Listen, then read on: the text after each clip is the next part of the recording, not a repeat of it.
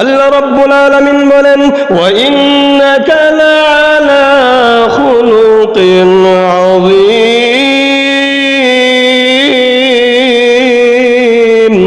আল্লাহ রাব্বুল আলামিন বলেন, হে আমার বান্দা বান্দিরা তোরা শোন, আমি আল্লাহ তাআলা তোদের মাধ্যমে একজন নবীকে পাঠাইলাম, একেবারে পবিত্র, যে নবী আমার মাসুম, যে নবীর জীবনে কোনো গুনাহ নাই, একেবারে উত্তম একটা আদর্শ আল্লাহ তাআলা দিয়ে পাঠাইলেন।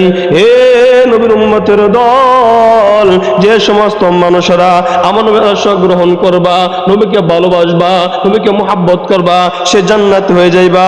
কারণ কি, ওয়া ইন্নাকা লাআলা খুলুকিন আযীম, এই আদর্শের মধ্যে কোনো জিনা নাই, কোনো মিথ্যা নাই, কোনো নাফরমানি নাই, কোনো চোখলকারী নাই, অন্যের আইল কাটা, এটা কিন্তু নবীর আদর্শের মধ্যে নাই, নামাজ চালানোর আদর্শের মধ্যে নাই, দাড়ি কাটার আদর্শের মধ্যে নাই।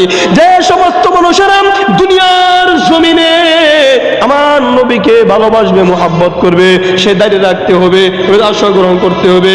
এটা একটা উত্তম চরিত্র, উত্তম একটা আদর্শ। আদর্শ যে গ্রহণ করবে সে জান্নাতি হয়ে যাইবা।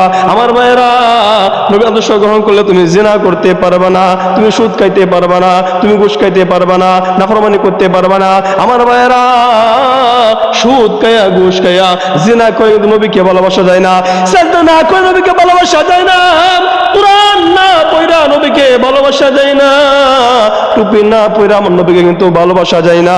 যে সমস্ত মানুষেরা নামাজ পড়ে না, কোরআন পড়ে না, সাজদা করে না, টুপি পরে না, দাড়ি রাখে না, জামা পরে না, তারা বলে নবীকে ভালোবাসে। আমি বলি না ভাই না, তুমি একটা বাটপার, তুমি একটা সিটার, তুমি নবীকে ভালোবাসো না।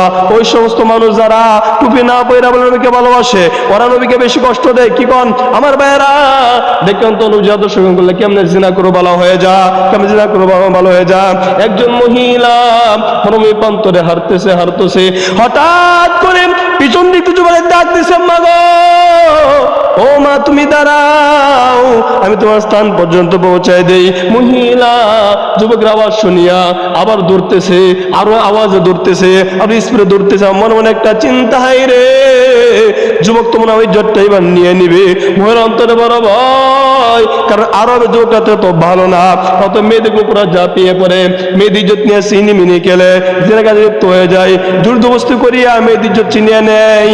এইবার মহিলা আরো সামনে দৌড়ায়, আবার ডাক দিয়ে বলেন, মা গো, মা তুমি সামনে দৌড়াইও না, আমাকে বলো তুমি কোথায় যাইবা, তোমাকে আমি পৌঁছায় দেই। মহিলা চিন্তা করে যুবকটা মা মা বলে কেন রাখে। মহিলা ডাক দিয়ে বলেন, যুবক, হে যুবক, তুমি কেন গো বারবার মা মা বলে চিল্লাও? আমি তো জানি আরবের ছেলেগুলো তো ভালো না, ওরা মহিলা দেখলে মা বোনকে উপরে ঝাঁপিয়ে পড়ে, তুমি কে গো মা মা বলে চিল্লাও? যুবক ডাক দিয়ে বলেন, মা গো, আপনি জানেন না আমার চরিত্র এমন খারাপ ছিল না, কিন্তু আমি একজন ব্যক্তি আদর্শ গ্রহণ করেছি রে মা, আদর্শ আমাকে শিক্ষা দিয়েছে, এই মরমে প্রান্তরে কেহ না দেখলে একজন দেখে তিনি আমার আল্লাহ।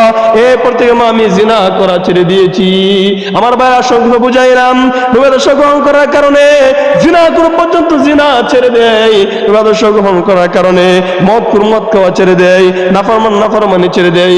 ও যুবকেরা, বৃদ্ধ বাবারা, তোমরা নবীকে ভালোবাসতে চাও, পরকালে নবীর শাফায়াত পেতে চাও, সুপারিশ পেতে চাও, নবীর সঙ্গে জান্নাতে যেতে চাও, দুনিয়ার জন্য থাকা অবস্থায় মৃত্যুবরণ করার আগে তোমার জীবনটা নবীর জীবনের মতো গঠন করে নাও, তো প্রত্যেকটা অঙ্গ প্রত্যঙ্গ সুন্নতকে গঠন করে নাও, তো তবে নবীকে ভালোবাসা হবে, আর না হয় নবীকে কখনো ভালোবাসা হবে না।